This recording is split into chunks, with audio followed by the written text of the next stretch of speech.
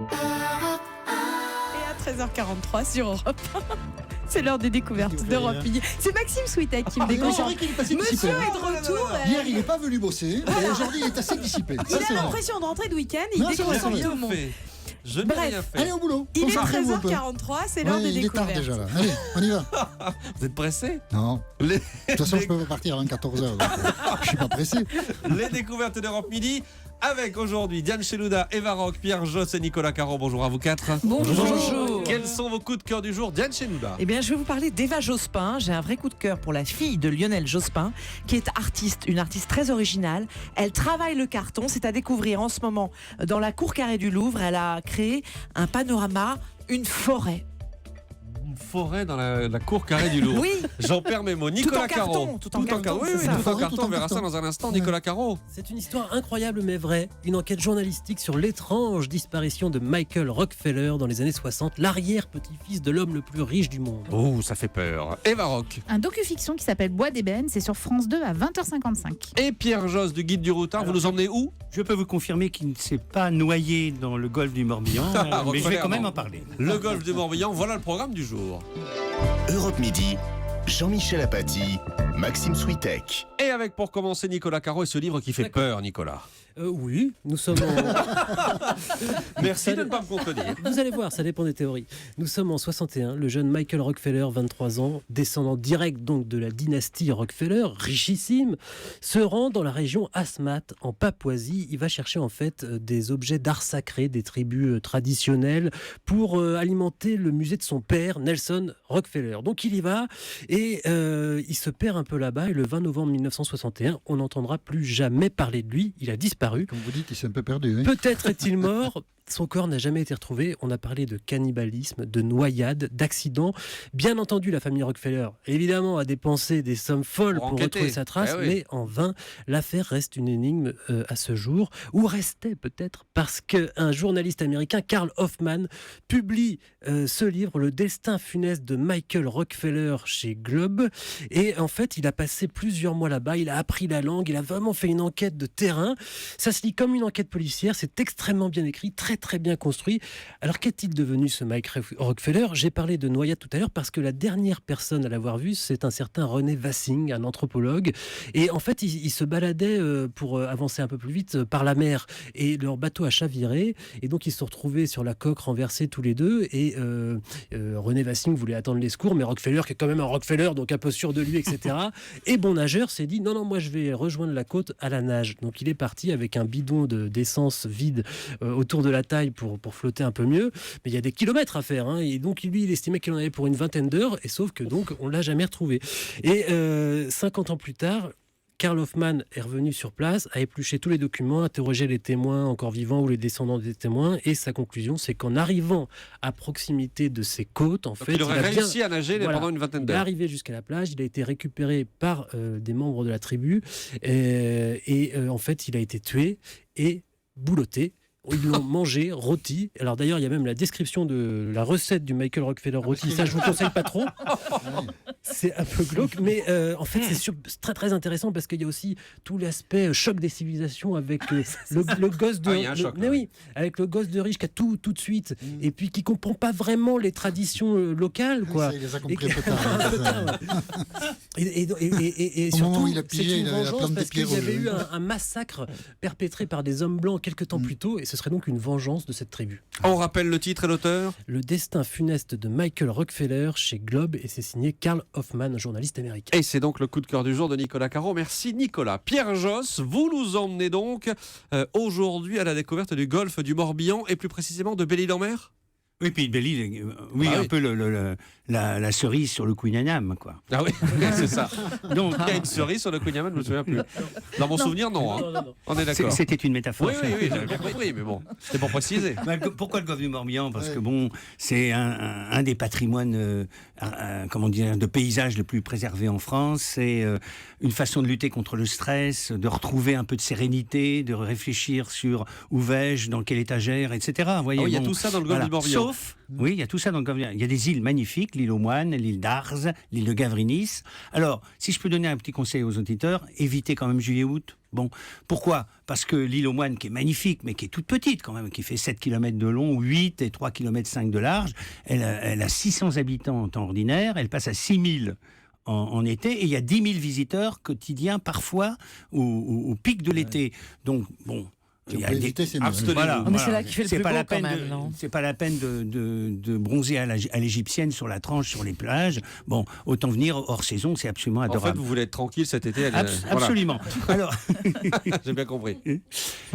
l'île de Gavrinis. Alors moi, j'aime beaucoup l'île de Gavrinis parce qu'il y a ce qu'on appelle un cairn, c'est-à-dire un monument mégalithique, un des plus beaux au monde, qui fait 8 mètres de haut et 50 mètres de diamètre, sublime, et qu'on a découvert par hasard sous le sable au 19e siècle, donc totalement préservé.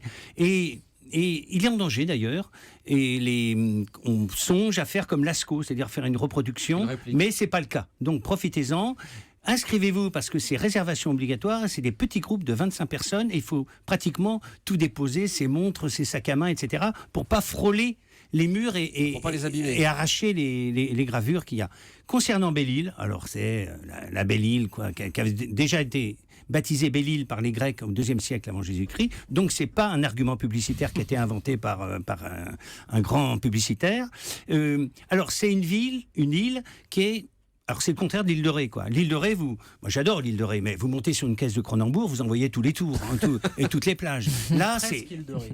Pardon ? La presqu'île de Ré. Il y a un pont. Hein. Oui. C'est pas une île. Et Ils sont pointilleux ici, Belle-Île, Pierre, hein, je suis c'est désolé. extraordinairement vallonné, c'est verdoyant au possible toute l'année, et on ne peut pas imaginer, c'est le paradis des piétons et des cyclistes, bon, et on ne peut pas imaginer, il y a 4 pentes qui sont interdites aux cyclistes. Alors vous savez pourquoi ? Non. Non. Ouais, parce qu'elles sont trop dangereuses, elles font 16%, donc il y a un grand panneau, cycliste, vous êtes prié de descendre à pied avec le vélo à la main. C'est vrai que 16%, c'est beaucoup. C'est quand même exceptionnel. Donc il y a une jungle pratiquement exubérante, et puis il y a encore des fermiers, il y a encore des agriculteurs, donc circuit court. Donc on peut manger local, frais, bon et sain en s'appuyant uniquement sur les produits locaux. Et puis le sentier côtier qui est un des plus beaux de France, un vrai sentier de douanier qui vous emmène ailleurs. Le golfe du Morbihan et notamment Belle-Île-en-Mer, c'est ce que vous conseille donc aujourd'hui. Pierre Josse qui a quelques idées pour vous dans le guide du routard évidemment, qui va avec. Vous le montrez Pierre, le guide du routard, comment il s'appelle celui-là ? Du routard Bretagne Sud. Voilà. Et on annonce également un guide du routard qui va être spécialement Belle-Île et golfe du Morbihan. Eh bien voilà, merci Pierre Josse pour ce coup de cœur. Dans un instant, la suite des découvertes d'Europe Midi, avec une petite visite au Louvre et notre choix télé du jour. À tout de suite. Europe Midi, Jean-Michel Apathy, Maxime Switek. Et à 13h54, c'est la suite des découvertes d'Europe Midi avec votre soirée télé et une visite culturelle. Oui, Diane Chenouda, vous nous emmenez donc ce midi dans la cour carrée du Louvre, mais pour y voir quoi ? Alors pour y voir une forêt, écoutez, ça fait 8 ans qu'elle travaille le carton, Eva Jospin. Elle sculpte avec ce matériau-là, ce carton, des pièces monumentales. C'est vraiment très fort, là, ce qu'on voit dans la cour carrée du Louvre.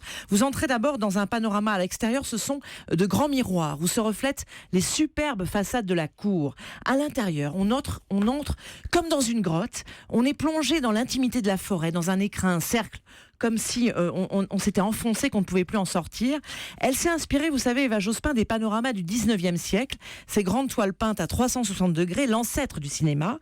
Et là, écoutez, on se perd en effet dans la nature, dans la forêt. Ça fait penser aux contes de notre enfance, avec du carton, du simple carton. Elle découpe comme ça des lanières, des couches de papier collé avec des alvéoles, vous savez, les alvéoles du carton. Elle crée donc cette forêt avec ses troncs d'arbres. On voit les nervures, les aspérités de l'écorce. Je vais essayer de vous les montrer.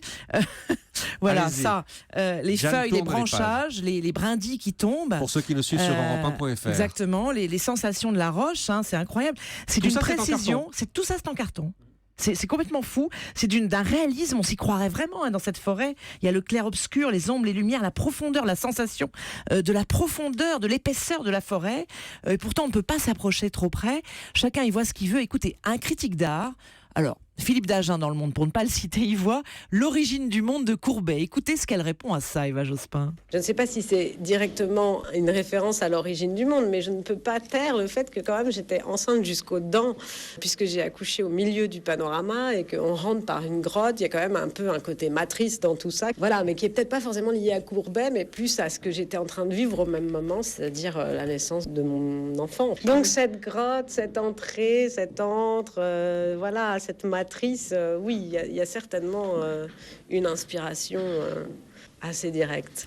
Un mot des impressions du public. Ça évoque l'entrée dans un territoire secret. Ça rend bien le sentiment d'une forêt, mais oui, enfermé dedans sans voir la sortie, c'est parce que c'est rond, bien entendu. Je suis absolument impressionné et je ne pouvais pas m'imaginer qu'on puisse faire un travail comme ça en carton, en fait. Ça fait un peu comme une jungle, c'est surprenant, c'est impressionnant. C'est magnifique, oui.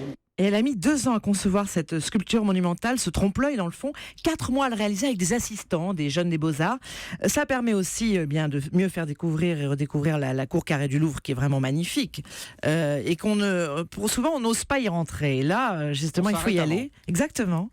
Et ça fait aussi un lien avec l'exposition en ce moment au Louvre d'Hubert Robert. C'est un peintre inspiré de l'Italie qui a travaillé sur l'univers de la ruine. Très belle exposition sur la nature qui reprend ses droits. Et la ruine, c'est justement aussi l'idée évidemment de la fin, comme le carton, qui est éphémère.